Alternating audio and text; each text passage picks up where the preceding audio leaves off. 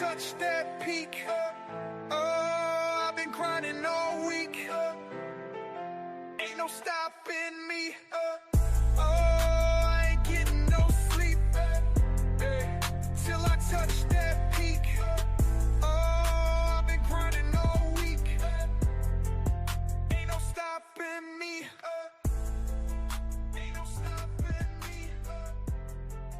Ain't no stopping me. Ain't no stopping.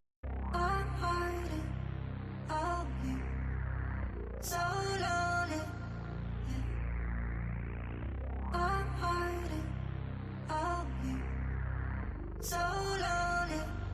Yeah.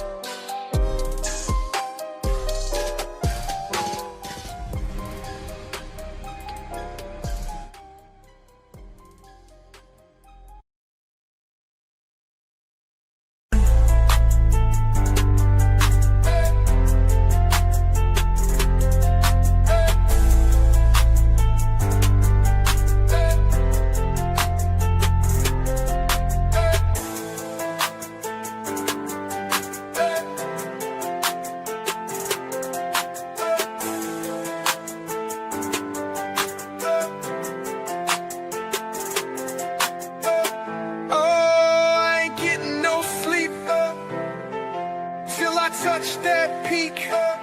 I've been grinding all week. Ain't no stopping me.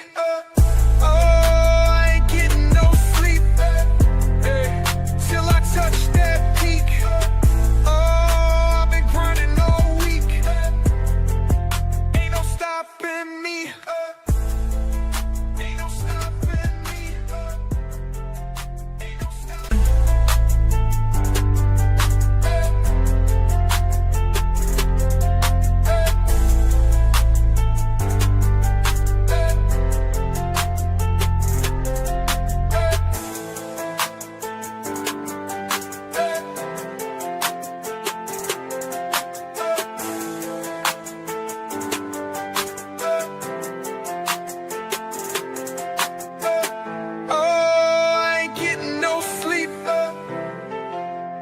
Touch that peak.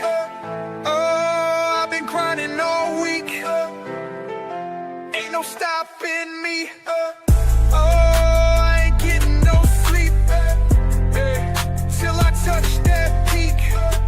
I've been grinding all week.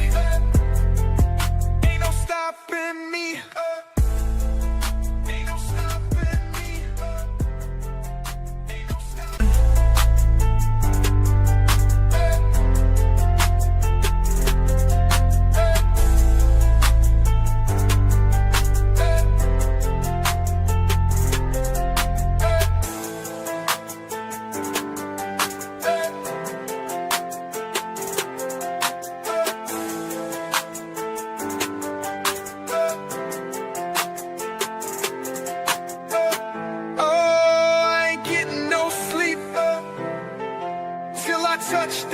week. Oh, I've been grinding all week. Ain't no stopping me. Oh, I ain't getting no sleep. Till I touch that peak. Oh, I've been grinding all week. Ain't no stopping me. Ain't no stopping me. Ain't no stopping me.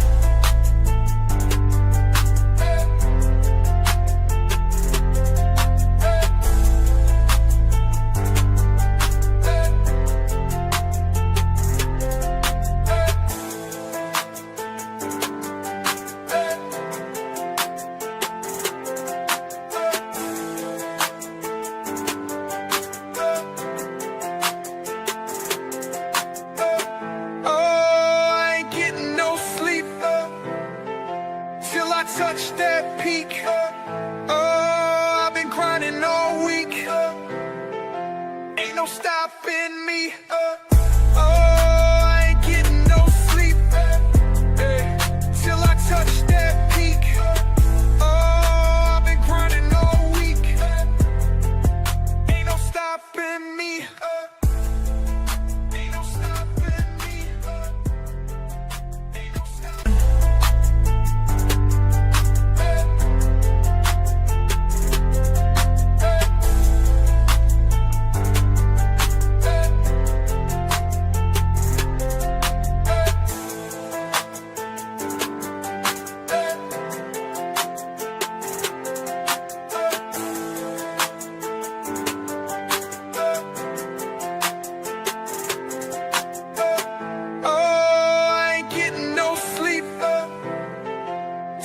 Touch that peak. Oh, I've been grinding all week. Ain't no stopping me. Oh, I ain't getting no sleep. Till I touch that peak. Oh, I've been grinding all week. Ain't no stopping me. Ain't no stopping me. Ain't no stopping me. What, in your opinion, do you think needs to be done to stem this kind of behavior? Well, unfortunately, law enforcement can't be everywhere all the time. And if they were, we'd have a larger constitutional crisis on our hands. So every threat can't be mitigated. And I know that's sort of a disappointing answer, but that's basically how we should look at it, is that it's unfortunate that not every threat can be looked at under a microscope, and usually the loudest voices and the ones that are making the most noise aren't the ones that are committing these acts of violence. As we've seen with, the previous assassination attempt on President Trump back in Butler, Pennsylvania, the individual had a very minimal online footprint, and that's kind of what we're seeing with this alleged suspect in the shooting of Charlie Kirk. So it's really difficult to kind of act in a minority report style way and try and, intercept these threats before they act. I'm wondering, what role do you Nobody think wants leaders minority play in report. this I can tell you rise that in right this now. kind of violence? After the Kirk shooting, we That's saw not going to solve a it. lot of blame going toward the left. We saw the president saying that it was the fault of the left. Do you feel that that was a constructive response? No, and for a couple of reasons. First is that the data just doesn't bear that out. You can look at any number of, really rigorous studies carried out at the University of Maryland or the Center for Strategic and International Studies that show the exact opposite, that most of the political violence in the United States has been perpetrated by the far right. And the last time that you would look at numbers and see anything resembling the quote unquote far left outweighing the political violence of the far right would probably be the 1970s, during the days of rage and, basically the heyday of the far left. So that's not constructive because it just isn't true. And second, all it takes is somebody with a grievance and a gun to basically take that permission slip from elected leaders and elected officials calling for this sort of retribution and vengeance to go out and carry out another act. Yeah. No, they're absolutely right. Clearly, this is a problem. It's been a problem for the last couple of years, and it's probably going to be a problem going into the midterms. who's wrong? Is it the left? Is it the right? Who's important, who's not, which is unfortunate, but there's not much going on right now because the government shut down. So I guess we won't know until we figure that out. But anyways, welcome to ROMA Nation. I'm AK, your favorite guy. And tonight, what is the deal with this government shutdown? Who is to blame for this? Right? I mean, there's finger pointing all over the place, but I'm pretty sure we can find a common denominator as to what that is. Right? Then we go over part 2 of the This versus That series on extremism. This week we talked about the history of right wing. So sit back and relax because ROMA Nation starts now. I'm hiding all you so lonely. I'm hiding all you so lonely.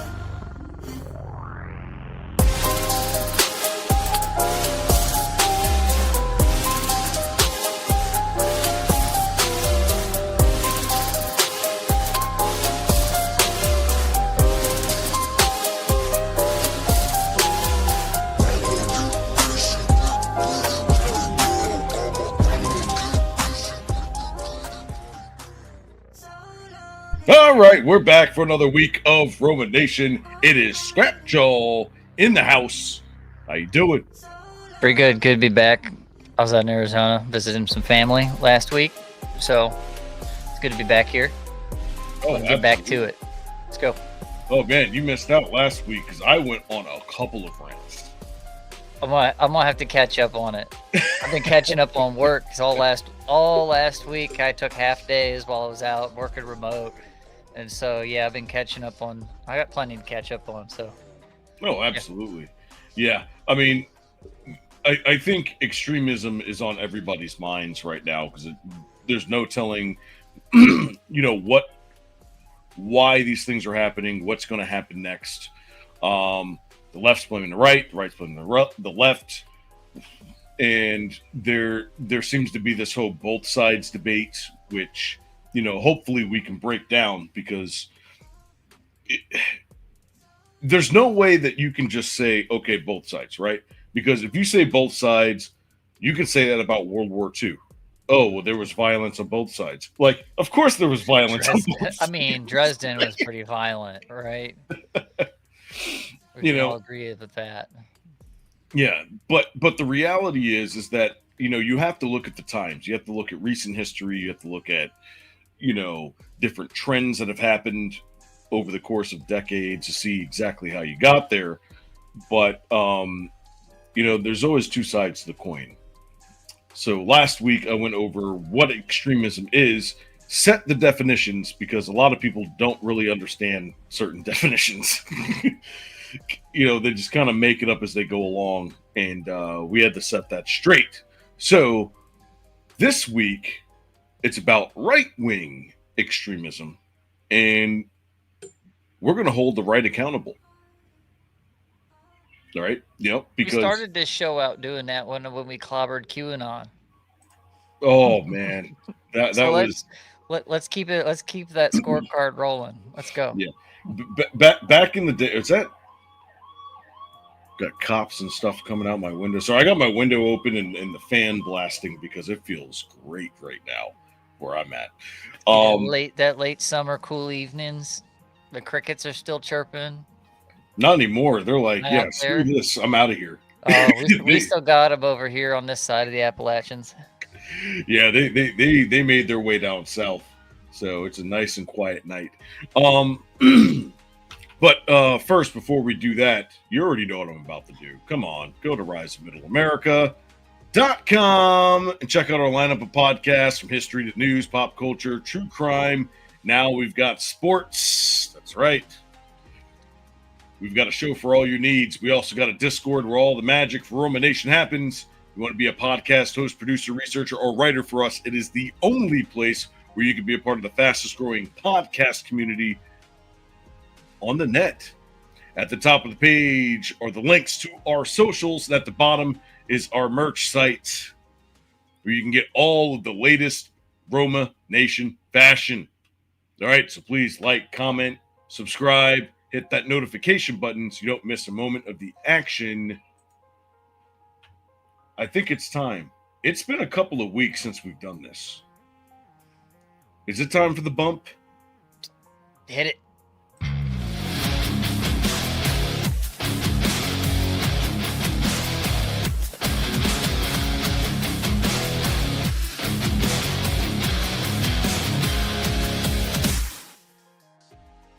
Oh, right.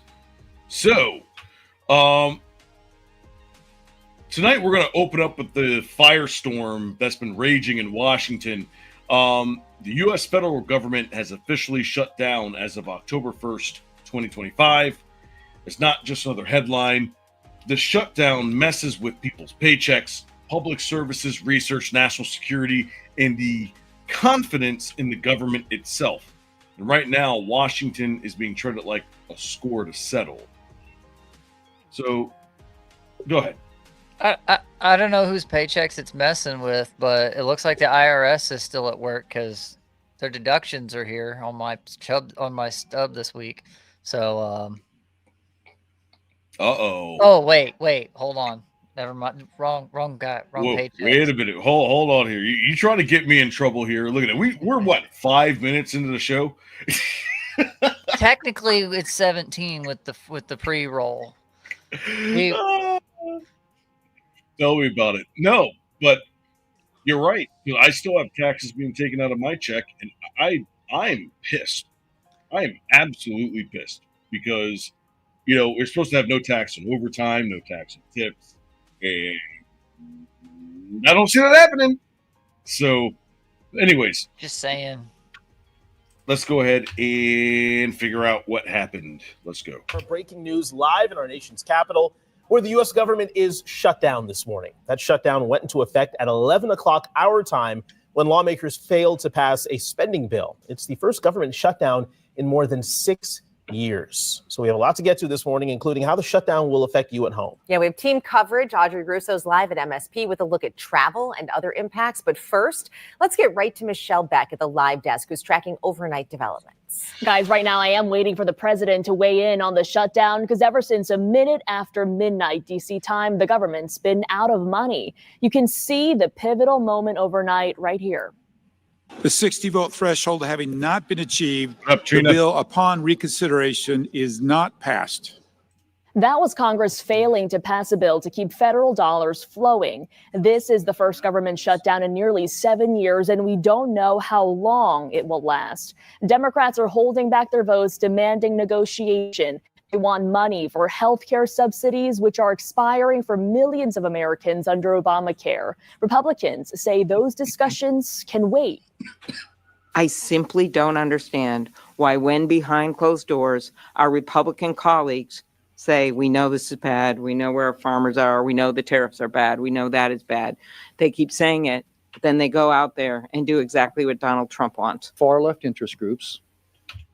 They go out and do exactly what Donald Trump wants because they're Republicans.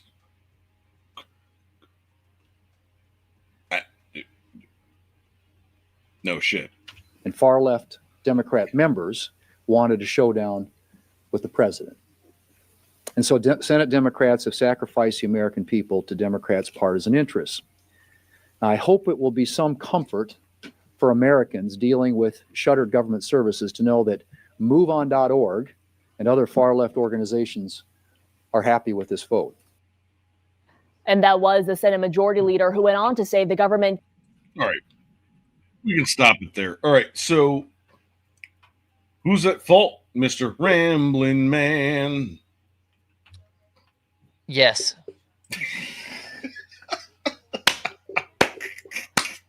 Just functionally speaking, this is one of those political footballs that gets passed back and forth, and they go, it's your fault. No, it's your fault. No, you're a stinky monkey. No, you're a stinky monkey. And they just go on and on about it. But one side is being a little more honest about it than the other one is, in my opinion.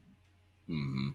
So, if you remember Trump when he was grilling Hillary Clinton back in the debate stage, and he had a habit of going in there and saying, "Yeah, I know how all this tax stuff works, because and so do you, because yeah, and I'm using it, but you are the one who put it all into power, all into play, right?" He's like, "So don't play dumb and coy with me." Trump is out here, and Vance and all them that are memeing on Jeffries, which is absolutely hilarious. The sombrero meme, sombrero memes will continue until conditions improve. Oh my That's goodness. hilarious. However, what I was getting to is they're using this as kind of from what the Republicans in their strategy, what they're saying is that they're using this to actually allow departments to cut what they want, from what I understood. Could be wrong. I was gone for a whole week, post Charlie Kirk and all that, and I've been trying to catch up as I got back. But from what I understand is each department gets to kind of work the shutdown the way they deem necessary. Nothing really stops. Some people go home, other people work overtime. Yeah. Like, honestly, unless you are somebody who is intrinsically tied to federal government services, like if you're armed services, you're some kind of law enforcement, border patrol, you're any of those kinds of guys, or you work in some kind of a federal office, you're getting you're going to get your money back, because every time this happens, they fund it and they backdate it, and everyone that's had to either work with no pay, they say, "Oh, working with no pay." Technically you are, but as soon as they all vote to sign up one more continued resolution or whatever the heck it is, once all the dog and pony show is over, everyone gets their money back, or gets it in retrospect. If you missed a paycheck this week, sorry, that's why you're supposed to have a little bit of a savings and a pad, so that way when hard times hit, you can, you could pay your bills or whatever. You can eat however your budget is. If you're not keeping that, that's on you. It's going to happen when these shutdowns happen. So keep a little extra grease for the rails during the dry times. That's the most practical thing you can do. The rest of it is just gum flapping. Yeah, yeah. Well, I mean, it affects more people than that. Obviously, it's 800,000 federal employees, right? It affects a lot of people. I'm not minimizing how many people it affects, but they're on the government dole and they're working for the government. And that's kind of a really nice, cushy, I'm here, I'm doing this job. It's hard to fire people. It's hard to get rid of people. And I think that's another one of those tests that Trump people are looking at is how many people can we send home and then continue to get our job done? Because if they can continue to get the job done, even while people are home, they can justify not, bringing them back. Yeah. So, and then you got things in agencies like the NIH, CDC, the WIC programs.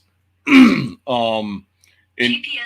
what that's going to do is, why is my phone talking to me? See, every time I'm on this show, it's always listening. It's always listening. No, but like, especially with the WIC programs, right? Because what exactly are you supposed to do if you're on these programs, you have kids or whatnot? Yeah, I understand that. Well, it's not like you can't go swipe that card. It's like a mini bank account. It's right. Mm-hmm. Now, if that money's not getting reloaded, yeah, that can be a problem. If the shutdown happens during a reload time.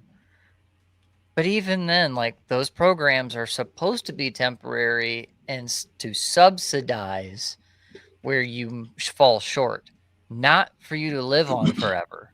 That's the unfortunate thing, is so many people are dependent on the government, but that's like, oh no, Dad, I don't have my Uncle Sam funds. And it's like, should you need them?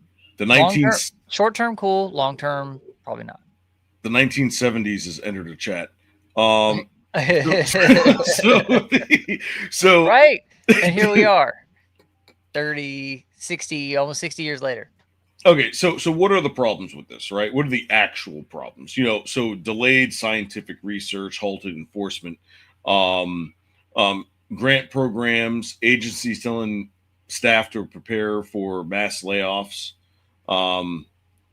in an escalation beyond like the usual furloughs, right? I've been furloughed. I was furloughed during COVID, and that was rough. It was very rough. Like I had to jump onto Instacart and Lyft and Uber and do all kinds of stuff to try to make money. It was not easy. No, it wasn't. It was not easy. COVID was not easy, and getting laid off like this, like I get it, it's going to affect some people. Some people are going to be legitimately affected with this. Quite a few, and it's not.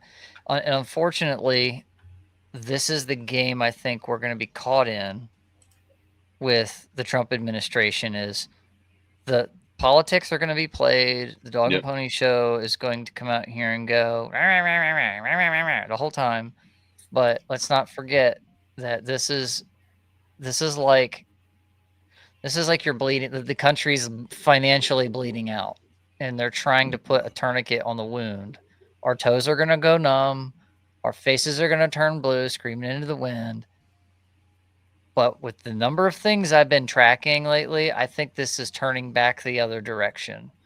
And so we're going to have to just weather some of these storms and just know that things are going to change. The only thing that's constant is change. Right. You just got to deal with it.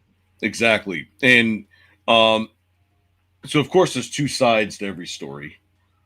And, that's what we do here. We talk about both sides of the story. So let's talk about the conservative perspective. From the New York Post, Treasury Secretary Bissett, Bone shutdown, says Dems are negotiating like terrorists. Ooh. Uh-oh. Here's the strong words. There's them strong words here. All right. Treasury Secretary Scott Bissett on Thursday warned that the government shutdown can harm economic growth and blast Dems for the impasse. Quote, "This isn't the way to have a discussion, shutting down the government and lowering the GDP. Let's see, on the second way down the shutdown, another quote, "We could see a hit to the GDP, a hit on growth, and a hit to working America." The comments came after legislation to continue funding on the government failed to pass the Senate, sparking the shutdown after midnight on Tuesday. Quote, "The Democrats want to negotiate like terrorists. They want to say, this is what we have to have, and if we don't get it, we're going to close down the government." You know what the government policy is? What's that? You don't negotiate with terrorists. That's what's behind the veil. That's what's behind the veil. This whole pageantry. So they're the tit for tat back and forth. I guarantee you on the other side, there's no good negotiation on certain things. We're in the middle of ICE and Homeland Security giving the old 1-2 punch to Antifa and the importation of people to exploit their human worth as far as a voter base and to flood our country and to dilute the rest of our ability to vote and have representation and everything, all of the stuff. It's a complete drain on the entire system. And that's the thing that is the big sticking point with this spending bill is the Democrats want to fund free health care and welfare benefits for people who are illegally here. And Trump wants to pull a plug on it. No, you don't get to do that. You're not here. The only benefit you get afforded in this country if you're not a citizen should be due process. That's it. Mm-hmm. Yeah. When was the last time that we imported immigrants to exploit for labor? I mean,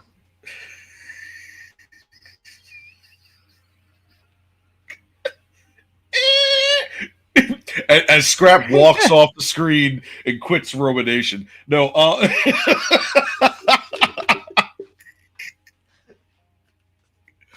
wouldn't know nothing about that.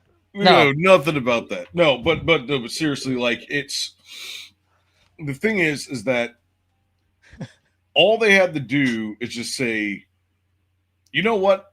Let's go ahead and keep the government open, and we'll live to fight that another day. They can do that. The problem is that there are a lot of people fighting for seats right now. Yeah. They are literally fighting for seats. Yeah. So what? So they want to act like they're being tough, and then the next thing you know, they're talking about a meme that somebody put online. Yeah. I mean, how thin do you have to be to get all butthurt over a sombrero and a mustache? These guys are virtue signaling to a base that is getting really small. And by really small, I mean by they're pushing away all of their moderate and, like classical liberal. They're activating so many people politically in the wrong way that this just looks so, and the memes that they've put out afterward to like kick back are just so, they're dumb. The left can't meme. I want everybody right now to pull up a new Chrome tab, and if it won't kill the stream for you, but later and go search the left can meme. The left can meme on Google search and tell me what the first result is you get, because sometimes it suggests, did you mean? The left can meme. Hold on, let me see. Hold on, I gotta make sure. Because every time I did it, it was like a Reddit thread that said the left can't meme. Is this true? It's like they can't. Bro. So anyway. I told you it's the first one that comes up. It's true. Literally the first Reddit. one that came up. Reddit. I'm sorry. No, but again, but it's so they're thin-skinned. They're pushing away. They're not going after the right voter base, and the people who are smart are kind of like Tim Ryan in Ohio, which I'm probably not going to vote for him, but it's still a non-zero chance. Just so everyone knows. But Vivek is absolutely dominating right now. According to his people, all his list of groups and backing he's got. But Tim Ryan's over here being kind of moderate. He's staying away from culture war issues intentionally. Thanks, Funkmaster. But yeah, yes. There are Democrats right now. I said this in the Discord the other day. You guys got to get in that Discord. Yes. The other day I said this. I was like, somebody asked, well, what's this midterm going to look like? And I was like, here's what it's going to look like. You're going to have a whole lot of Democrats running in these primaries that are going to be moderate. They're going to stay away from culture war issues as much as they can. And it's going to either what's going to happen is you're going to have those guys primarying their own, or you're going to have independents. I'm pretty sure you're going to have either they're going to come out and primary them, or it's going to go Republican. You're going to have a lot of primaries, and you may even have some flips. That's my prediction for the midterms is primaries and seat flips. It's going to suck for the Democrats, I think, or at least the left. The far left is going to have a not so good time in this next cycle. Absolutely. Now, obviously, to end this section out, so we got the blame shifting, insisting that Democrats are obstructing a clean, continuing resolution, tough love rhetoric, where Bessent is accusing Democratic negotiators acting like terrorists. The leverage with the layoffs, they see that a potential mass layoffs, which is true. Like, I mean, they talked about small government. People want less government in their lives. This is the reason why they're, most people, I mean, I almost see this as like a 90-10 issue. I think 90% of the people across this country, even in the far left, want the government out of their business. Well, yeah, we nobody wants them up in your business, but there's that old saying of this is why we can't have nice things. There's always somebody out there doing something dumb that requires us to have a government. Yep.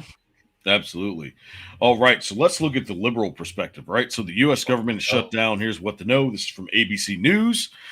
Both Republican and Democratic proposals that would have funded the government past Tuesday failed in the Senate hearing, blah, blah, blah, blah. The federal government ran out of money in a Democratic-backed spending bill that would have extended health care subsidies under the Affordable Care Act and reverse cuts to Medicaid failed, as well as a GOP-backed stopgap funding measure that would have funded the government for 7 weeks also failed. Following the two failed votes on Tuesday, the White House official Office of Management and Budget Director Russell Vought told federal agencies they should now execute their plans for an orderly shutdown. Senate Minority Leader Chuck Schumer urged Republicans to come to the negotiating table after the upper chamber failed to pass a measure to avert a government shutdown. Quote, "We want to sit down and negotiate. But Republicans can't do theirs in a partisan way, where they would just say that it's on our way to the highway," Schumer said at a news conference following. I don't know, that's not what Schumer sounds like, but I attempted. Senate is expected to vote again on Wednesday. Unlike the same two measures that failed Tuesday, President Donald Trump and bipartisan group of congressional leaders met at the White House Monday afternoon to attempt avoiding a looming shutdown. Now, this is obviously from Tuesday, but either way, the Republicans right now have the leverage and are holding all the cards. I mean, they are. They have the cultural, moral high ground especially after Charlie Kirk passing. That's an unfortunate thing for both Charlie and the left. Thank you, Charlie, for your service, but I wish you were still here to see the change that's happening in the wake of things. But yeah, Republicans have a lot of seats. Yeah, there is a 50-50 split, but JD's the guy. They would have to have flips, right? If it does go that way, but Democrats are not looking great. They're not. If the mainstream of this country wasn't okay with what Trump is doing with ICE and DHS, you would see grassroots outrage in mass, and you don't. All you see is the same loud mouth nobodies with green hair and foul mouths and throwing and being awful in the streets. All you see is Antifa. That's literally it. They're the last stronghold of what the Democrat deep state machine, if you want to call it that, because somebody has to be funding these people that can't keep jobs for very long, right? But yet seem to be at every single They're protest. Literally everywhere at every protest, always stirring stuff up. And yeah, there are little pockets of them all over the country that are kind of grassrooty, but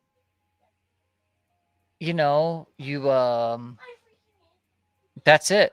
I don't hear normal people. I don't see normal people on Facebook going rah, rah, rah about. You'll have the Karens and whatnot, but I don't see people being totally upset over and marching in the streets over ICE and things, like, unless it's a big blue city or someplace that's already been a massively deep stronghold with Antifa somewhere.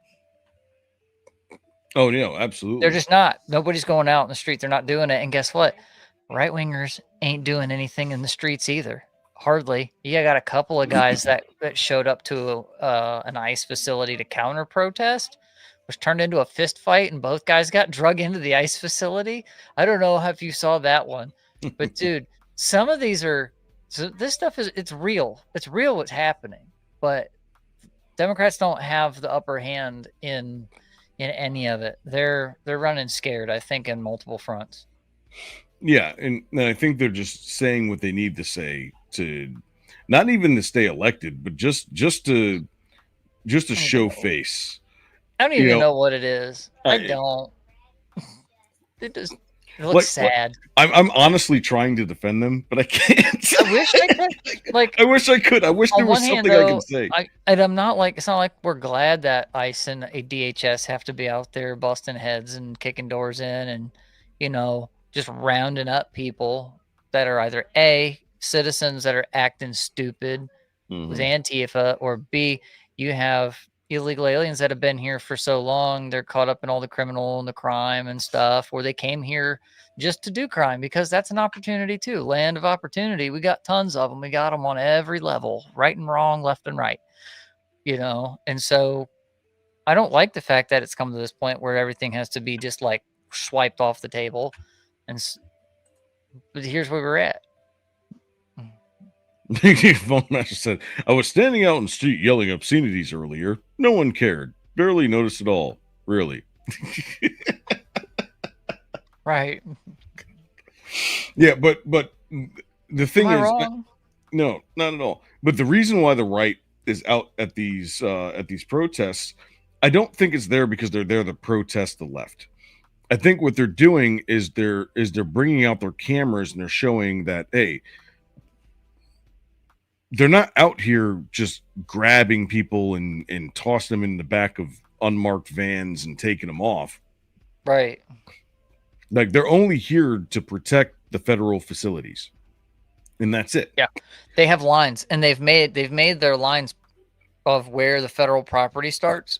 And these guys, they go out there and they say, "Look, that's the line. Anything over that line is getting handcuffs." And they have people that try, and they test them, and they come out. They don't just come out one or two guys trying to grab. It's like 10. 10 Oh, it's more than that.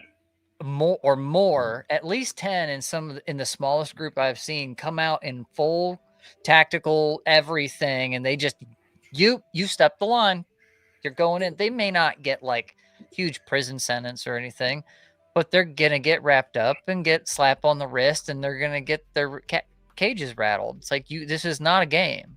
It's not a game anymore. This isn't the first time around. You see the guy that was sitting down, he was shaking like, oh my god, I want to be like that. The guy that came out with the red paint and tried to vandalize everything, and then they finally got him, and he was just completely like, and they weren't even doing anything to him. He was just sitting in a chair, like crying and seething all over himself. It's kind of sad. It's really sad. Like, these guys, they have no clue what it's like to actually be handled. Yeah, they don't. Yeah, and like so, but I know we're kind of getting way off course here. But but what's really at stake with the shutdown and why it may be worse? Because you've got the mass layoff threat, which I understand. Oh, you'll have more of these kinds of people out in the street during it because they won't have to show up to their day job. Right, but there's going to be cameras everywhere. Right, it's just So, and then you've got the economic bleed, unemployment, consumer pullback. With all the unemployment, they're going to get it because obviously they were laid off or they're on furlough. And then the agencies and public health, research, environmental relations and science that have to do with federal funding. And then, of course, social trust and legitimacy, because if the government can't fund itself, it shakes the confidence, right, in the institutions. Yep. And this can be used as a political weaponization on either side, but it's not working the way that people thought it was going to work. Right. People are seeing through the veil of the political theater and seeing it for what it is. That's the difference right now, is you're not having people go just at each other like, I wish it was that. I wish it was that. They should do that.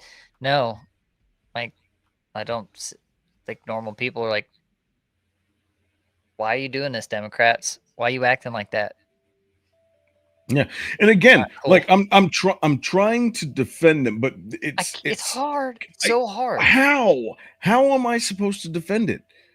Right? Because not only it was 6 years ago, almost 7 years ago, that they were on the other side of this issue. Oh yeah. You can't have it both ways.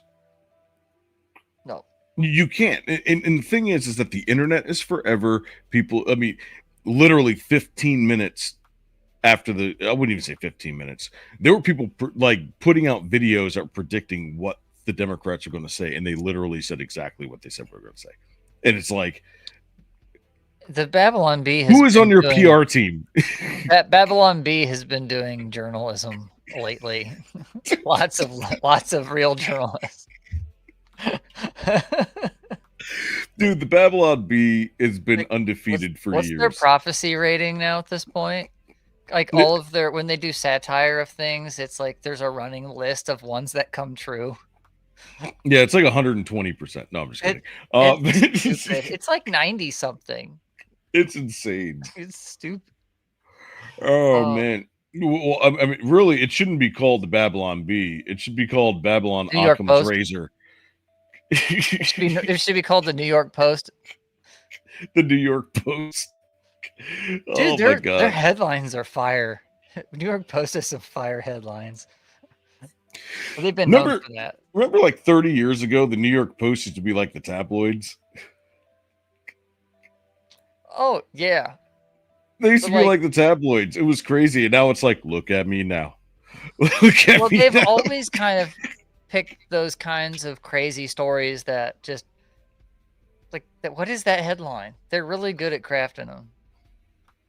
Hope someone from the left doesn't shoot me, bro. Yeah. Hope not. Hope nobody does. I mean, you're more likely to get mugged than get shot up by a lefty, but unless you're in Portland. Yeah, right. You don't know. They got snipers out there. Look, I'll take inner city over Portland any day. I'm just saying, like, nope. I'll take Skid Row over Portland. Like, you kidding me? You get a better chance of living on death row than in Portland as a MAGA guy. I'm just you might as well kill somebody and then just appeal the rest of your life away than to go to Portland where someone's just gonna like grease you in the street.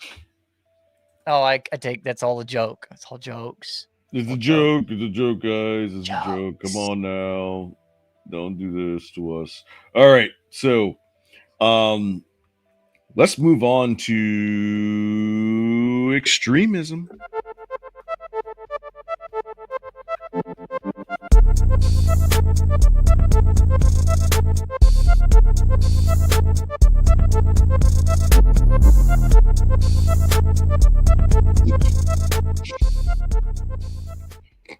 All right. It is episode 2 of This Versus That Extremism. All right. So last week, I know, Scrap, you weren't here, but I talked about what is extremism, and like I had to explain the definitions, right? Because you have extremism, you have right-wing or left-wing extremism, and then you have right-wing or left-wing violence, but it wasn't very clear as to what that was. You know, because if you go out and ask 100 people, you're going to get like 87 different answers. Yeah. As to what it is, right? So what I did was I took the actual textbook definitions and applied them and then used examples based on the definitions that are given. Like, were those more like political science definitions, or were they? No, not political just, like, science generic? definitions. Like it was definitions by Webster, and then also by the English Dictionary of England. What is it? Well, there's Webster and there's is that the Merriam-Webster? There's yeah.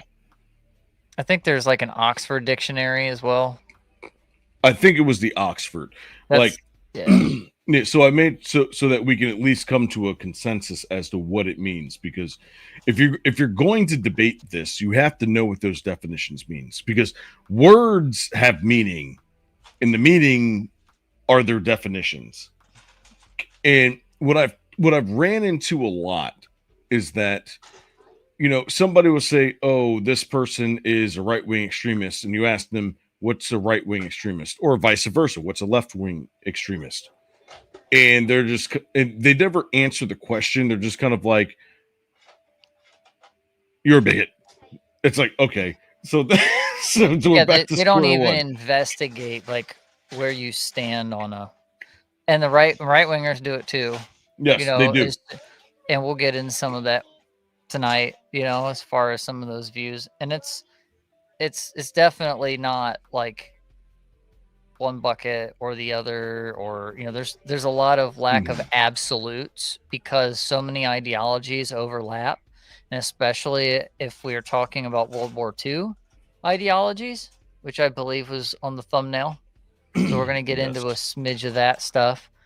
Your our political compass or range or line left to right is by modern standards has been defined by leftists, by communists and Marxists. And that line that goes from reactionary to Democracy. right. Well, it goes all the way from reactionary, so they call right-wing extremists reactionaries. Right? And so on the far left then you end up having I believe forget what it is. I had it right there. But there's it's like you have the center with libertarians and you have one measure out. You just have like conservatives and liberals. And then beyond that, you have reactionaries and progressives. That's what they call themselves, progressives. Right? So it's liberal and progressive are different. We might get into little bits of that too. And so I'll let you take us down through the outline here, sir, and try to plug in where I can. Yeah. So tonight we're gonna talk about right-wing extremism because yes, as much as the right wing likes to say, oh well, we don't do that much, it exists. All right, and there are plenty of examples of that. All right. So the first example I'm going to go over is the Oklahoma City bombing. Oof. Which I think is the most famous of probably all outside of Melissa Hortman and January 6th. All right, because that seems to be the going consensus of the left right now, talking about right-wing extremism, but it can't just be those two, right? You can't just shout those over and over and over again and expect that that's going to get anywhere. So I'm going to help you out today. All right, so this was on April 19th, 1995. You guys know the name, Timothy McVeigh, right? He was a Gulf War veteran influenced by anti-government militias. He had white supremacist literature, even though that's debated. He detonated a truck bomb outside of the Alfred P. Murrah Federal Building in Oklahoma City. 168 people were killed, 19 children in a daycare center, and more than 600 people were injured. And it remains the deadliest act of domestic terrorism in U.S. history, not carried out by basically jihadists, right? And he was motivated by the anger over federal law enforcement actions in Waco and Ruby Ridge. Now, is Timothy McVeigh? He had the death penalty, right? Life imprisonment without parole. Is he still alive?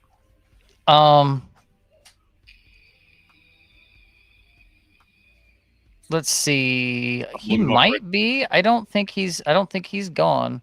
But the other guy, his accomplice, Terry Nichols, was convicted and Timothy McVeigh was convicted of murder and executed. Yes, he was. My bad. He was, Nichols, yep. June 11th, 2001. His accomplice is spending life in prison. Yeah. Wow. Yeah, Timothy McVeigh, you can find video of him at the on the highway close to Waco. And he had all kinds of crazy like anti-government. He wasn't I don't know why he gets called a right-winger all the time, but he had lots of just in general anti-government material with him that he was passing out during the Waco incident. Yeah, and a lot of this has to do with war. Like when people go to war and come back, it changes you.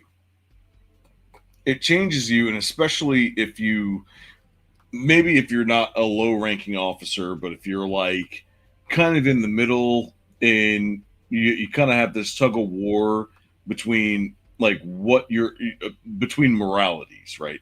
Like, what exactly are we trying to do here? And I'm not saying that the United States is pure in their intentions and what they do, but right. Some people just happen to be at the wrong place at the wrong time in the military all the time. Yeah, and McVeigh was in the United States Army, 1st Infantry Division. He fought in the Gulf War, Desert Storm. He was a Bradley fighting vehicle gunner. That's pretty cool. Bradleys are awesome. They're like a troop transport with guns. Bradley's sweet. And reportedly distinguished himself as a capable soldier. He earned several service medals, including Bronze Stars, blah, blah, blah. Like, on paper, this guy looks like an upstanding patriot until something took him off the rails. Exactly. You know, and it wasn't just an explosion, it was a turning point. It was proof that one radically motivated by militia ideology could wage war on the U.S. government itself, because this was a U.S. government building. It wasn't just some random building that he blew up a truck with. And it was like an FBI building or something. It was some kind of federal. I think.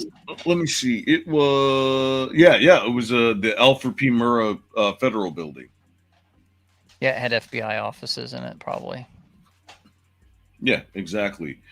But the ripple effect of that was there were new anti-terror laws, surveillance, expansion. It probably helped out with the Patriot Act. You know, and it put a permanent scar on America's view on homegrown extremism. But there was a year before that where they had the first attempt at the World Trade Center. Yeah, that's right. There was another. Who did the Trade Center? I think it was Bin Laden. Was that? We're gonna get off track a little bit, but no, you're right. Like, McVeigh was when he was trained in explosives, right, in the military.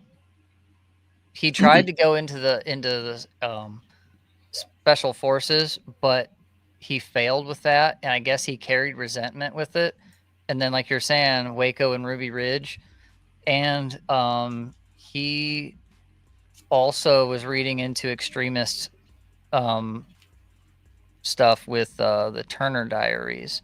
It's a novel popular with white supremacist and anti-government circles. That's GPT. I don't know which circles those are because I don't hang in them. I've never heard of that book before. Not that we know. Full disclaimer: I'm reading from an AI. It's telling me this. It's like, how do you know all this stuff, Scrap? Explain yourself. I'm getting it. But yeah, like, I mean, we're talking about how does somebody get there? It's like, okay, what makes him right wing? That's what I want to know. I don't know, because I was 9 years old at the time, so I just remember seeing it on TV and then seeing the trial and all that stuff. I mean, I didn't watch the trial. I mean, I just, every time I was walking through the living room, my mother had the TV on and watching the news. It was just like Timothy McVeigh and blah blah blah blah blah blah. Like that's what I remember. You know, and then sprinkled in there was Jumpin' A. Ramsey. But let's talk about the next one, all right? Because this one I'm pretty sure everybody understands, which is the Greensboro Massacre of 1979. You know, because the members of the Ku Klux Klan and the American Nazi Party attacked the Death to the Klan rally by the Communist Workers' Party in Greensboro, North Carolina. 5 demonstrators were killed and 10 more were wounded after Klansmen opened fire with shotguns and rifles.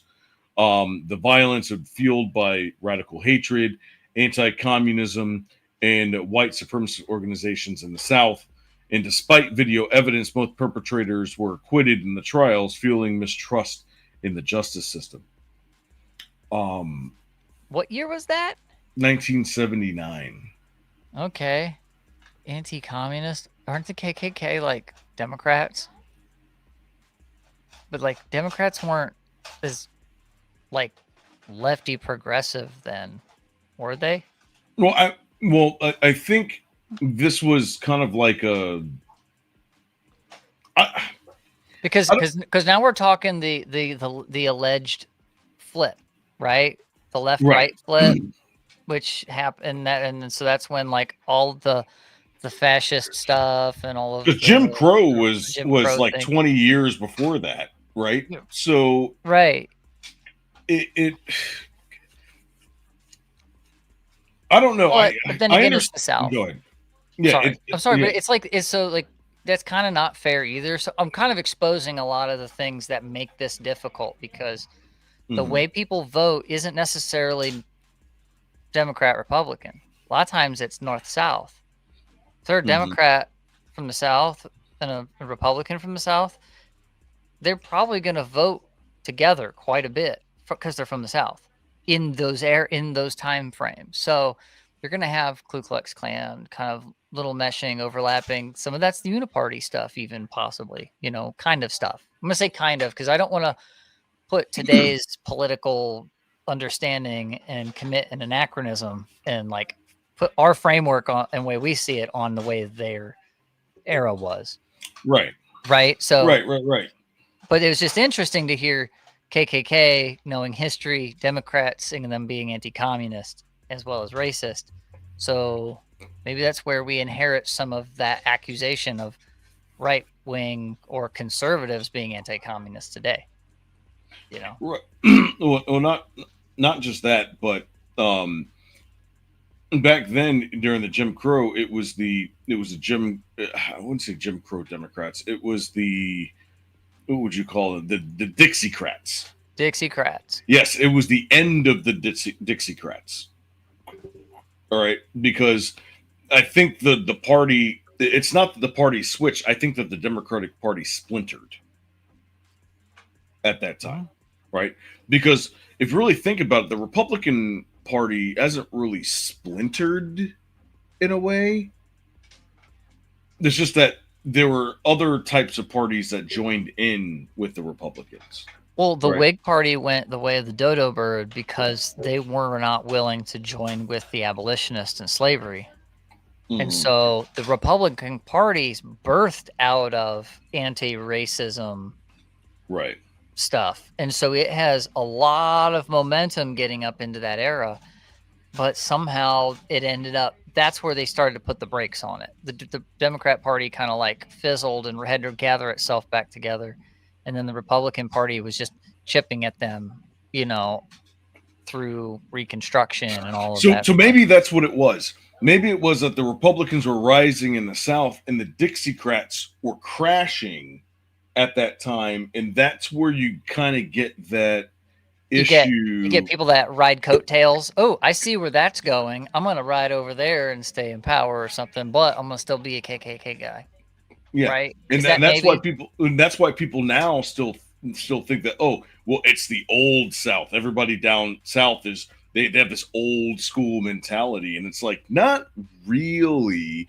I think what happened was a new demographic emerged and one died, and they just never could separate that type of mentality.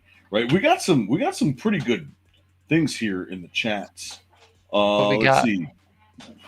Right-wing extremism is basically just racist, semi-violent to fully violent groups. Then we've got they acquitted the KKK Nazis because the jury believed the communists shot first. There were tapes recordings that showed gunfire coming from the communists. Really? So this is what, Greensboro massacre? All right. Yeah. So let's kind of rabbit trail. Let's get back to it. Actually, no. I want to put this theory to the test. Okay, so let's see. I'm on YouTube. Greensboro massacre. Any videos?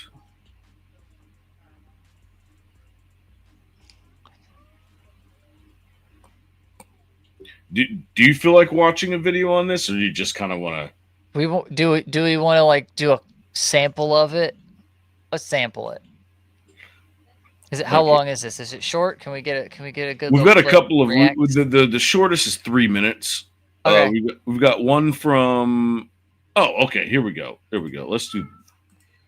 This is live. We haven't verified our sources. We have not verified this source, so don't shoot the messenger. No pun intended.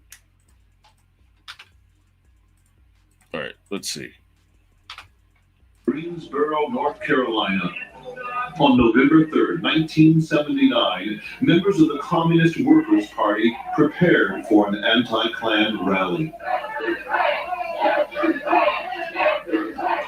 An alliance of Klansmen and Nazi Party members arrived by caravan. Insults escalated into fisticuffs. Moments later, Klansmen inflicted deadly vengeance upon their rivals.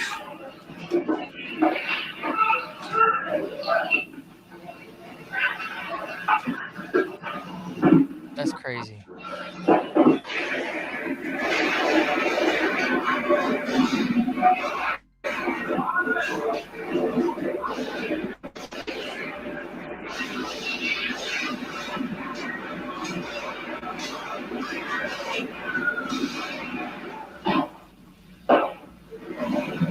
Yikes.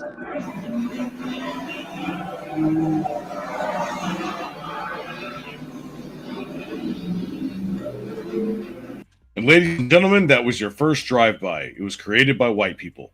Now, I'm just kidding.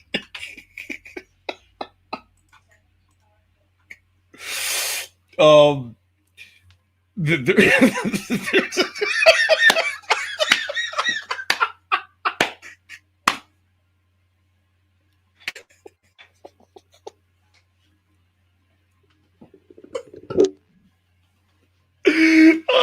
man, I'll return when the racism improves. With the racism, it's over. It's over. That's it. I'm getting canceled. No, I'm just kidding. But I mean, there wasn't. I guess it's all in the eye of the beholder, right? None of us were there. You and I weren't even born when this happened. You know, so I guess that's the reason why when we talk about the Greensboro massacre, it was in the quote unquote South, right? And like, who knows who shot first, right? But it looked like there were multiple people with guns. Yeah, they were definitely prepared. And, it was also days where it wasn't uncommon to have a hunting rifle or a shotgun, just kind of where, and it's Alabama. It's the deep South. Like, they still live that way. North Carolina. Was it North Carolina? My bad. Yeah. Sorry. But like, still, that's kind of South. I'm not sure what their gun laws were there, what they've changed. Yeah, he's laughing at us, making jokes. I saw that pop up a bit ago. But yeah, like, they definitely both came to fight. Wasn't there a scene in the Blues Brothers movie about that? They did a spoof on it, and they ran the neo-Nazis. They weren't even KKK. They were neo-Nazis, and they ran them over a bridge. They all jump off. They're protesting and holding up a road. Blues Brothers. See, I know about this, but I only know about it through Jim Belushi, and that's it. Oh, jeez. I don't know if this is going to help. Let's see. He says, communism was never a threat to America, just a hoax fear to use to give the government more power to do what they want in the name of anti-communism. Man, I think 100 million people dead over a few decades. Beyond what the Nazis did in a few years was very dense. Its scale was massive and horrific, but stretched over years. With the communist nations, they did way more over time, just damage, and I would say more horrifically in starving people, that many people for that long amount of time. Yeah, because you got to remember, like, communism wasn't just about guns, right? Oh. There was a lot more things that happened that were the direct result of bad leadership in different ideals and how they want things to be. Are you saying that real communism never happened? No, that's not real communism. Let me show you what real communism is. It's like, oh, okay. So when did communism start, and what exactly was their goal? Please tell me. Give me the answer. Stateless society, moneyless society, and everybody has their needs met. Right, because currencyless, and everybody has what they need. Yeah, because doctors are just going to sprout out of the ground like beanstalks, right? Yeah. Right. I'm not. Yeah, that's way off. All right. But these, yeah. So it's, you see like KKK guys show up that kind of have a Nazi thing attached to them, which is bizarre, but you know, it's post World War II, and so you get some of that meshing of the two things together, and you have some communists of the era, the 70s. I mean, it sounds like 60 years later, we're kind of back there. You know, I don't know about KKK. I don't see them on the streets, but I've seen some Patriot Front guys and running around. You know, whether you believe they're feds or legit. Right. I mean, that's what I see. I just see a lo-fi view of the streets today when I watch that video. You know, other than the shooting between groups. All right. So the last one here, what Funkmaster said was, communists played a long game. 46 later is it is a threat. Yeah. So the last one here is the Charleston church shooting. All right, we all know that. So this is in 2015. So this is more recent. You know, Dylan Roof, who was supposedly a white supremacist, entered the historic Emmanuel African Methodist Methodist Church in Charleston, South Carolina.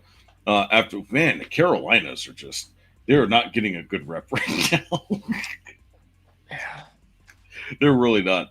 You know, after a Bible study, you know, firing and killing 9 black parishioners, including the senior pastor, the state senator, Clementa Pinckney, the Roof Manifesto and online presence were steeped with white nationalist propaganda and desire to start a race war. The massacre had reignited debates over Confederate symbols and systematic racism, which, remember, in South Carolina, they took down all the Confederate flags, which I actually kind of disagree. It was that whole time where they started taking down like statues and stuff and saying, hey, we're going to go ahead and erase the Confederacy. And it's like, no, I don't think you should erase them. I think you should add to them. I think that's the difference.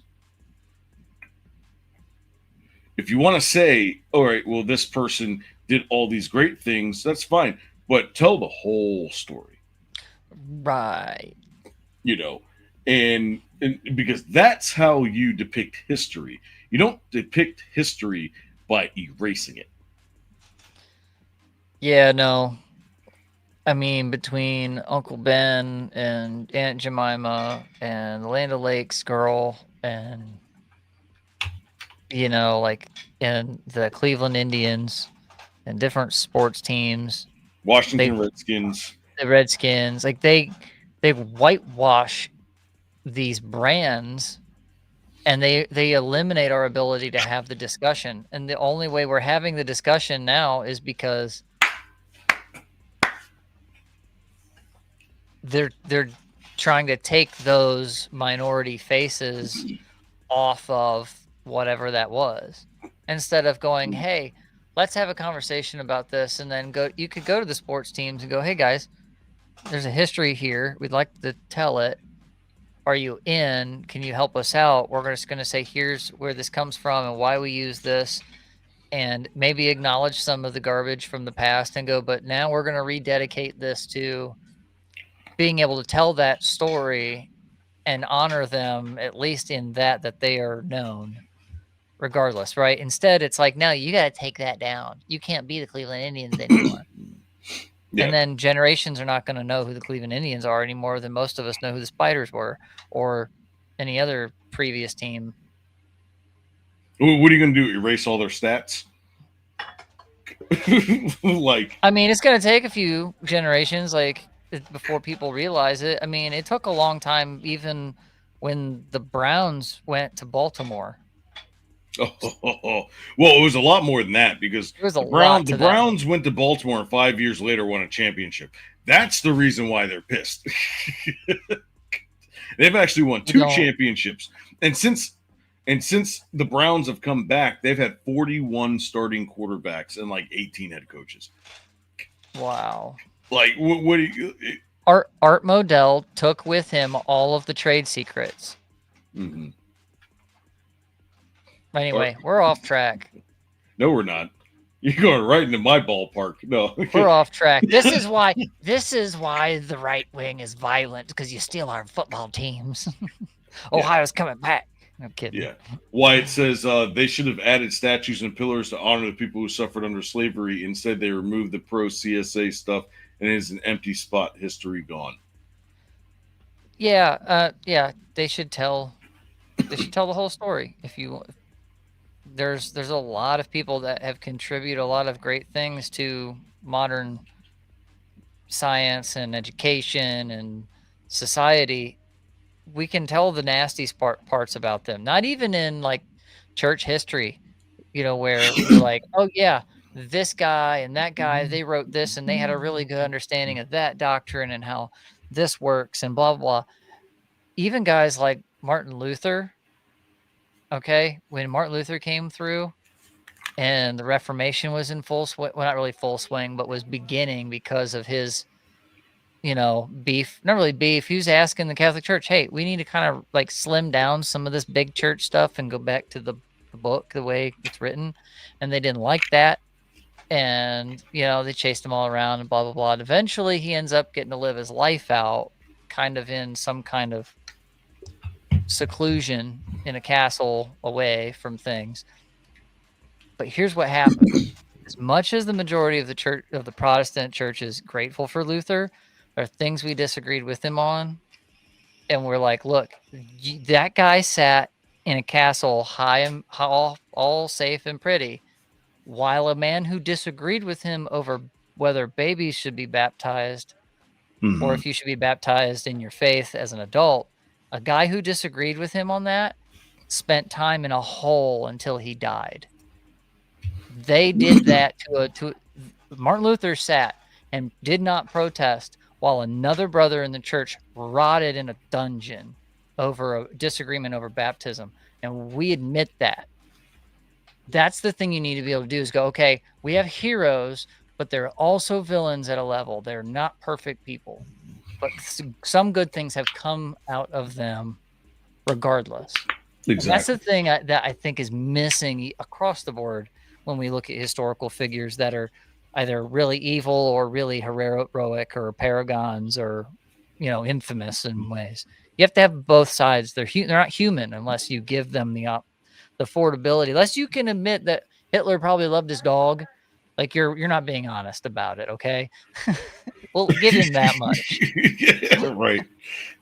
Well, of course, because history is told by the winners. Yeah. So regardless of whether you believe it or not, that's what's in the history books. And it's not like you have a time machine, you can go back and actually see what happened without getting caught. Right. Like so how exactly, so really it's all about what makes the most sense during those time periods, right?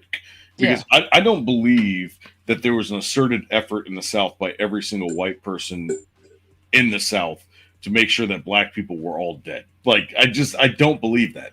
That's not I can't comprehend that without that actually happening in real time today, right? Because if they really didn't care back then, they really wouldn't care now, regardless, right? No. And so this is where you get all these factions and people breaking up into different subgroups and other subgroups. And I think that's the problem today, is that there's too many of them. Yeah. Right. There's too many subgroups of information that people think. And what happens is when you get enough people to follow one particular group, they get too big for their britches. And then now they have to uphold what they created. And sometimes what they create wasn't necessarily meant to prove a point, but just to kind of be noticed. But once they get beyond a certain point, now you're too noticed, and now you have to continue that.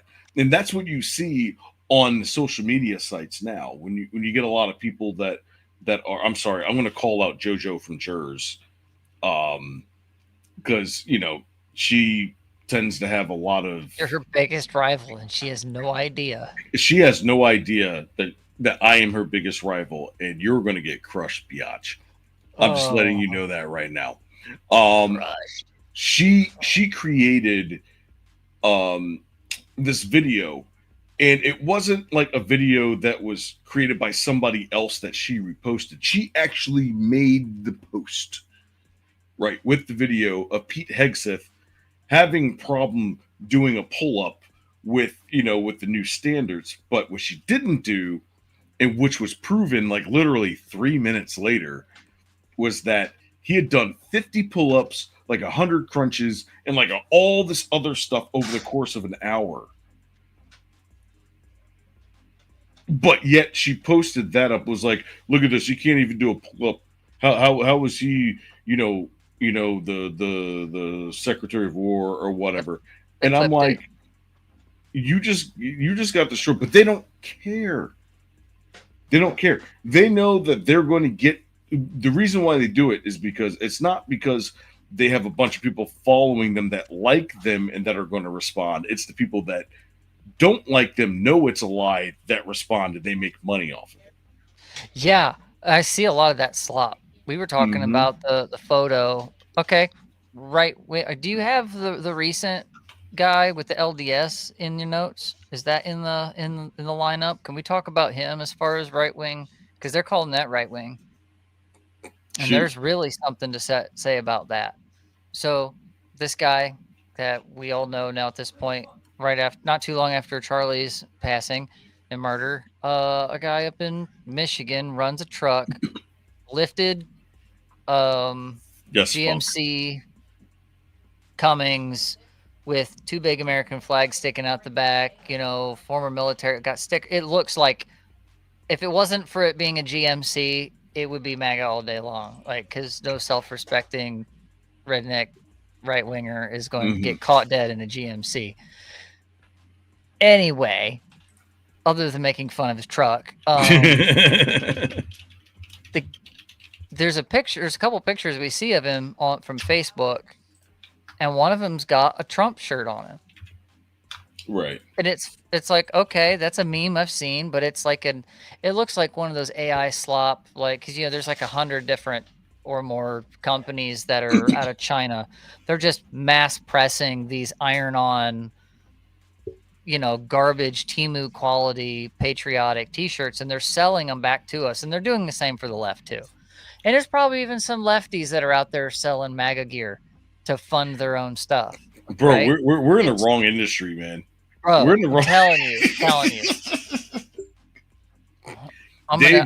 I'm putting orders in for Patriot Front flags tomorrow. I'm kidding. Dave says, "What's the JMC?" GMC. It's the GMC. Oh, I think he said GMC. Sorry, my Ohio comes out sometimes, and those GMC trucks. Yeah, but anyway, JMC. The guy's somebody's going to clip me now, and it's going to be funny. He said JMC. Okay, so he attacks an LDS church. First thing right wingers think, it had to be some lunatic lefty going after a church, right? First thing the left wingers do, they come out and they go, "Oh no, this is one of your hick buddies here's his Trump shirt of him and his wife and his baby standing there on a beachfront or something like that, or some kind of a pier." And then you start seeing pictures of his shirt it's camo with the graphic on it, but then you start seeing pictures of him without the graphic. Well, I sat there and I spent a year better staring 40 hours a week at camo. And if you go to my X account, I have a thread about this. And the camo it's like refried memes. Somebody took the shirt of him with the Trump shirt on, and somebody's feeding it back into the social media mix as if the Trump shirt was some kind of conspiracy to go into the 2019 archive of Facebook and swap out the original with a shirt that has him all dressed up in MAGA. It's like, no, shut up. Just shut up, because the camo is literally copy pasted, rotated, not flipped, rotated, and then it's skewed a little bit, and then they cleaned it up, and it looks really good to the untrained eye. But when you spend, I kid you not, 40, 50 hours a week hydro dipping firearms, you get really good at seeing what the problems are with camouflage, because I had to airbrush touch it. Lots of them. And so I knew it right away. I was like, something's weird. That shirt. So we have right-wing accounts out here backfeeding this kind of garbage back into the mix, instead of just going, okay, he was a Trump guy. Well, what was his real motive here? Well, it wasn't political, because there's no way, politically speaking and culturally speaking, a conservative is going to go attack an LDS church. Mm-hmm. We're not going to do it. We're co-belligerents in the political game right now. Theologically speaking, now here's the divisor. Here's the thing that's going to divide us. And this is where what I had in mind earlier when I said, let's keep the right wing in check. Let's keep our own conservative section in check. They're trying to divide us over whether or not this guy was a right winger. Just accept that he was some kind of yeah, that's a legit shirt. Just accept the fact that this guy voted with us and that he had extreme religious views, because there's a video of a local city council member saying, I had a conversation with the guy. He really did not like LDS. He had a lot of ill content for them, but nothing rose to the occasion of thinking he was going to go after them. Right. And Mormons vote GOP. Like, this guy was just crazy. The guy made comments like he thought that LDS people followed a church that worships the Antichrist. He had some really strange end times kind of crazy ideas. He had a former girlfriend or a wife or something that was a Mormon at one point that he had a falling out with. He had seriously deeply held issues and opinions about LDS.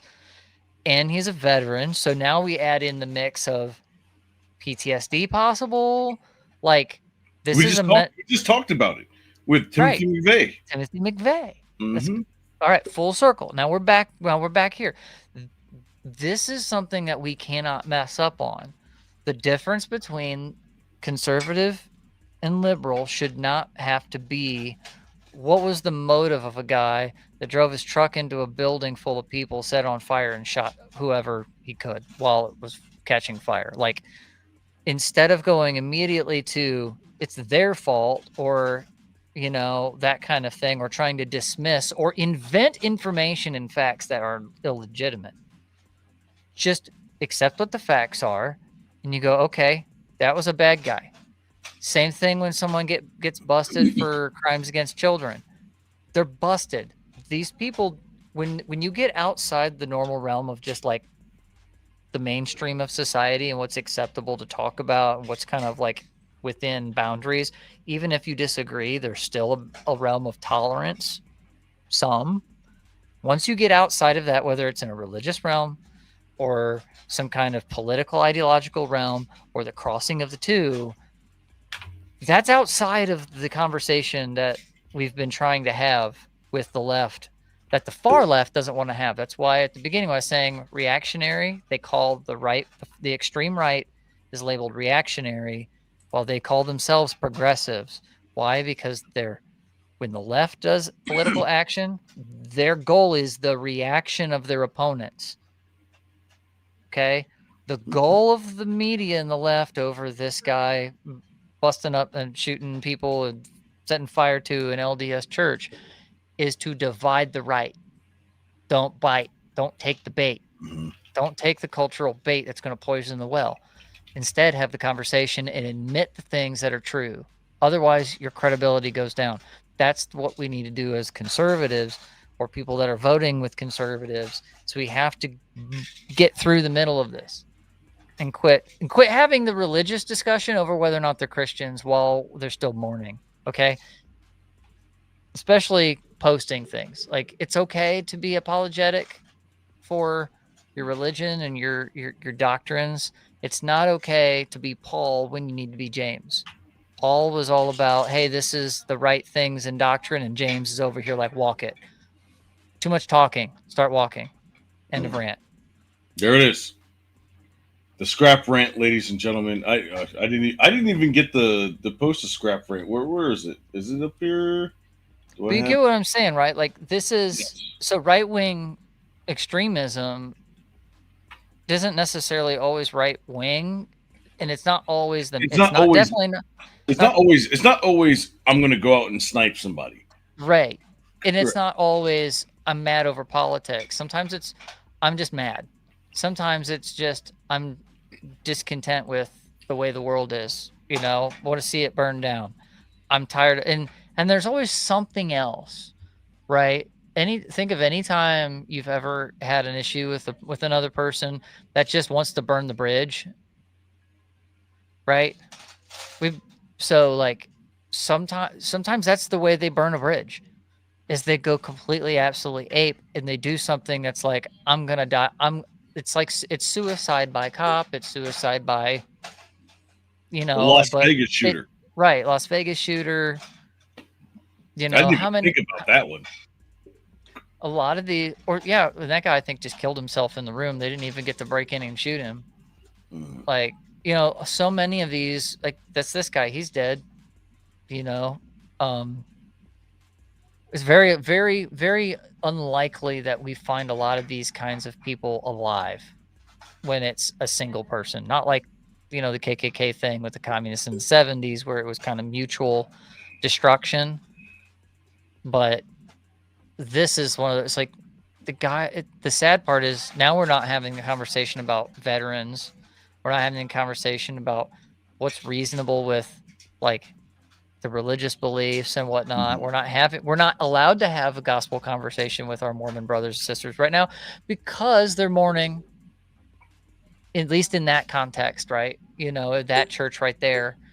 And extremism, when it gives rise to these kinds of things, these tragedies, it deprives us, and especially when we engage in the political pageantry that ends up coming with it and the baggage, it deprives us of having the important conversations we need to have in society. There's no other really way to put that. You said it best. All right. That was this versus that.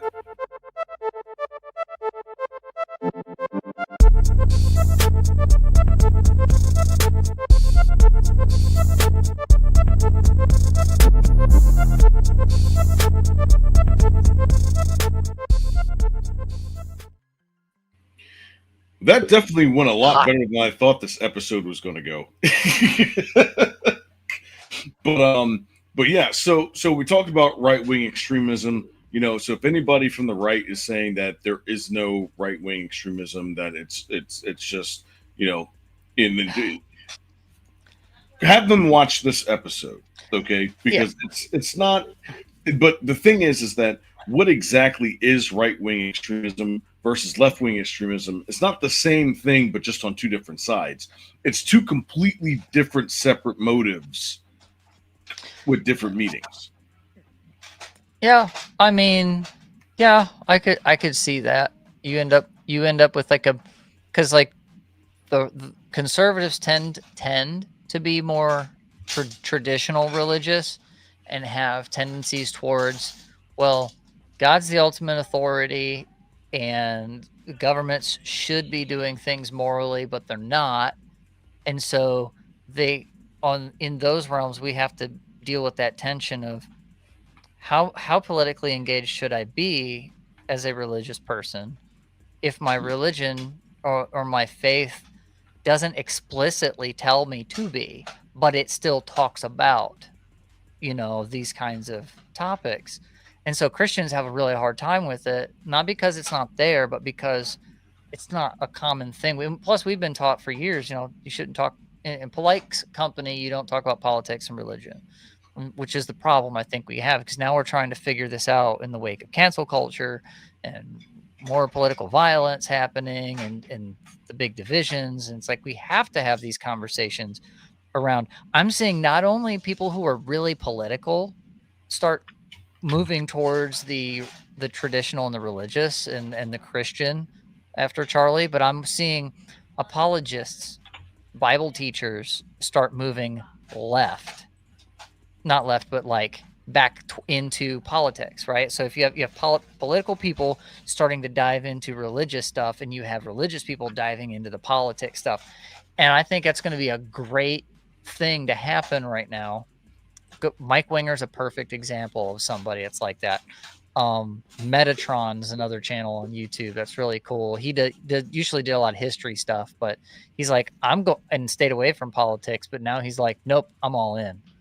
Mike Winger is a great Bible teacher, and he's been to some TPUSA stuff recently, and he's got a bunch of stuff on his YouTube where he's like, hey, I'm getting in, like, I can no longer, just keep myself in this box when there's so much happening culturally that I have to talk about now. And it's political because it's tied up in how you behave as a Christian, when you're out in public, when you're having conversations with people, how do you deal with being persecuted? Those are all things that the Bible talks about. And so if that's how you believe your world is around you, you go to the Bible and it tells you how to deal with that. And it's not with violence. Absolutely. Absolutely. And let me tell you something that is not violent. One's from the Babylon Bee, the other's a real dumpster fire. This is the Bee or Not the Bee. All right. Dude, that synth bass is nasty. You heard that? That's right, ladies and gentlemen. It's time for the Bee or Not the Bee, which is our last segment. I'm going to give you two sources, all right? One of them is the Babylon Bee. The other is a reputable news source. It's up to you and the audience to decide what's the bee and what's the source. All right. So here is what I want you guys to do in the audience is give us a 1 if you think this first article is the bee, or number 2 if you think the second article is the bee. All right. So here we go. Post number 1. The White House official behind Trump's hilarious meme war on Dems revealed. Article number 2. Trump admin announces free sombrero giveaway for the first 10,000 illegal immigrants to self-deport.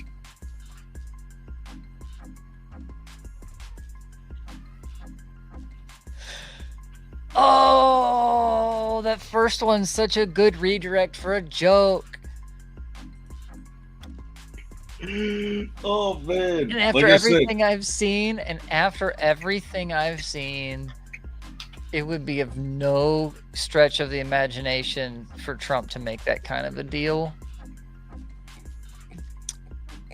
Just to add insult to injury. That sounds so Trump. That's gotta be, dude. You know what? That one's a B. I'm gonna say no. I'm not gonna let him double cross me. The Trump sombrero thing's the B. It's got to be they're just trying to do journalism. All right, we're gonna do this one more time. All right, that's what I think it is. So, put ones in the chat if you think the B is the White House official behind Trump's hilarious meme war on Dems revealed, or put a 2 in the chat if you think the B is Trump admin announces free sombrero giveaway for first 10,000 illegals to self-deport. I think the B's doing journalism on that one. I really think so. Because everybody wants to know who's behind the... Oh, it could go so many different ways. It could be either one. All right, I'm sticking with 2. I'm sticking with 2. All right, well, let's start with number 1. The White House official behind Trump's hilarious meme war on Dems revealed. The New York Post.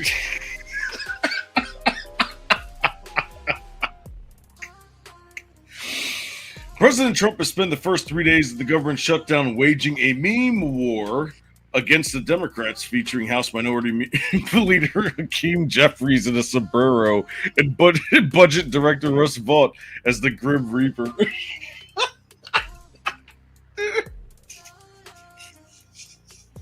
Did you see that one? No, dude, no, stop. Just Bro, go to X. Find it. Dude, these are. Hold on. I gotta find them. Oh no. They're so savage. No, I'm just gonna put in sombrero. Dude, the sombrero ones are hilarious, but there's a music video of the Blue Oyster Cult song. These are great. It's so good. No way.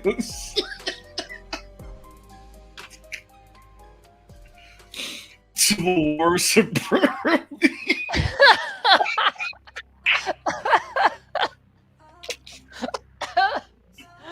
Well, we can definitely see who didn't dodge that bullet.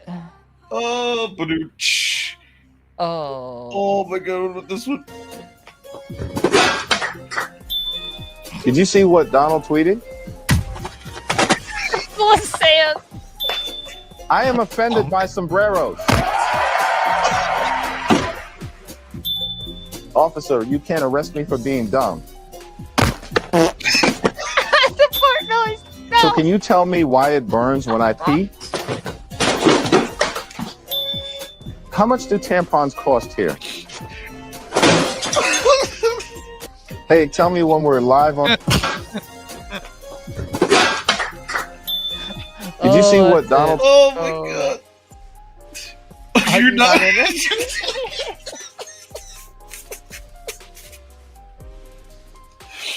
Trump doesn't put his sombrero often. What he does, I spit out my coffee.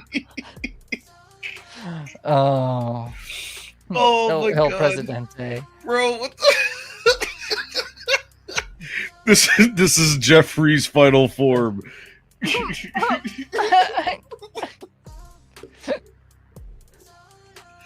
There it is. There. Oh, that's this it. one? That's the one. Cowbell.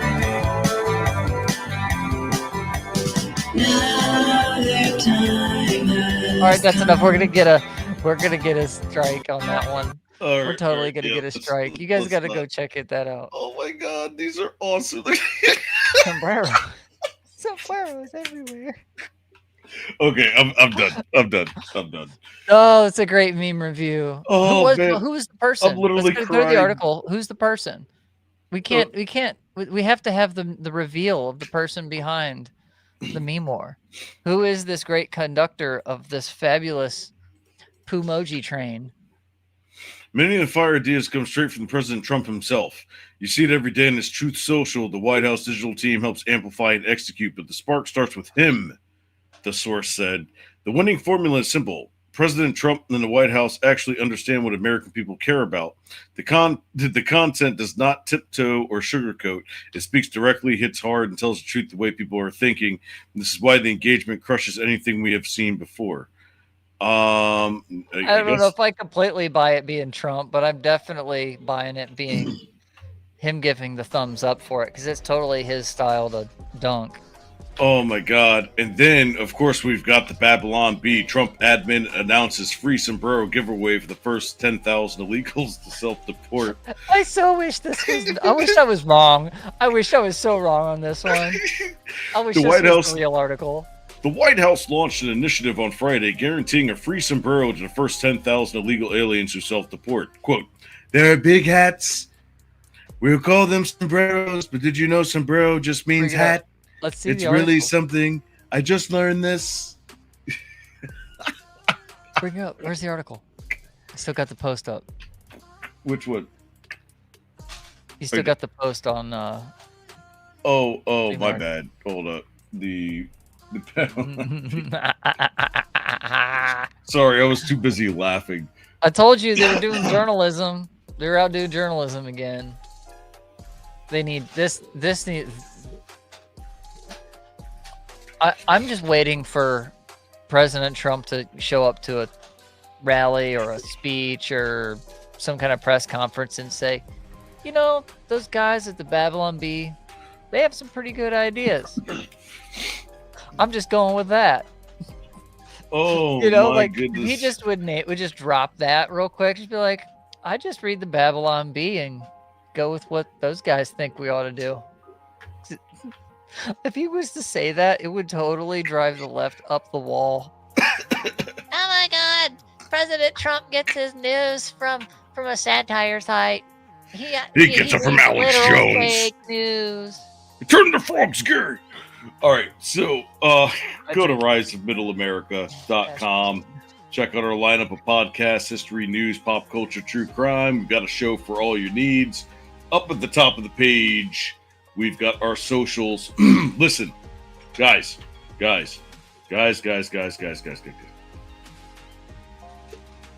We are this close to 1,000 subscribers on YouTube.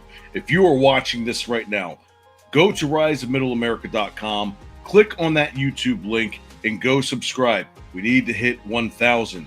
We need to get Vashnik to shave his head on air, or what's left of his hair. We need to shave it. Make sure you go to riseofmiddleamerica.com, YouTube link, and subscribe. Do it. Look, if we get if we get if we hit 1,000, if we hit 1,000, I'll get a tattoo. Ooh. And not only will I get a tattoo, but I will get a tattoo of something that is a part of our weekly show, Sunset Rants. I'll get one of our AI generated images. I'll take it to my tattoo artist. If it's good enough, I'll pick one. I'll pick one myself. I'm not going to let the audience pick which one I have to get, but I'll pick one of my favorites out of there, and I will tattoo one of our captions on my arm. On my All right. So that's actually a perfect segue, because this ends the ROMA Nation week, but on Monday through Thursday, we've got Sunset Rants. We have the very last segment. Yes, that's right. We have the very last segment that's called Caption This.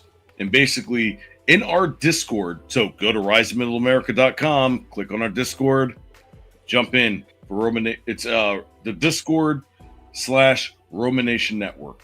Okay? Then we have a segment, or at least a section in there it's called the AI image dump. Put in as many AI image that you want, as many as you want. Every single day, Brian, our producer from Sunset Rants, selects one of those to be on the show.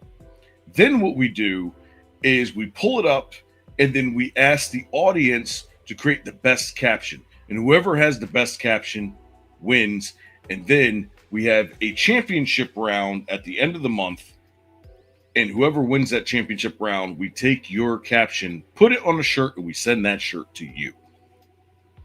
Dude, this would make a dope shirt. Oh, man. Or tattoo. It's a Mars rover with a bunch of little green guys standing around it, and it's kind of cool.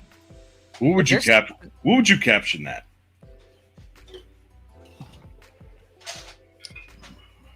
The car. I don't know. I'm too tired to think of one. But anyways. Like, a ton of little green Martians standing around just reminds me of Toy Story. There you go. Now. It's an evil corgi. There's an evil corgi in there. You can't see his meme eyes. He's firing his lasers. Oh, man. My caption for that is, who's a bad boy? All right. It's Ein. So, Sunset Rants, Monday through Thursday, 9 p.m.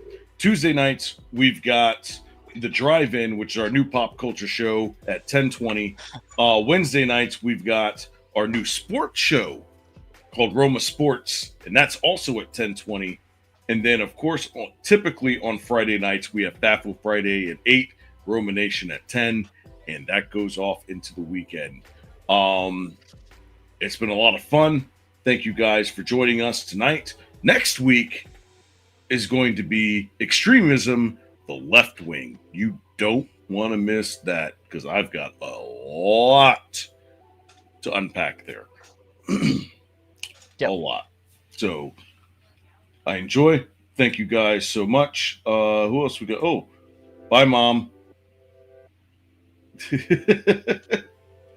But yeah, so make sure you guys join us up next week. So we've got the following week, then we'll have one more episode, and then I'm off for 2 weeks because I'm going to be doing the Culture War with Tim Pool. So I'm definitely going to be there. I'm going to be taking a lot of pictures, got some after parties, things like that. Last one was pretty fun. I was glad it came. Absolutely. So if you watch the last one, there's AK and I are standing in the back right next to where the microphone is when they start asking questions. And the spicier it is, the more I'm sipping on a beer. Yep. Oh, and that's right. Vashnik for Thursday nights. The Fringe is going to start soon. Yeah, we got you. He had some health issues, but he's going to be ready for the Fringe for you guys. So anyways, like, comment, and subscribe. Thank you guys for joining us, and we will see you next week for Extremism Left Wing. You guys have a great night. Peace.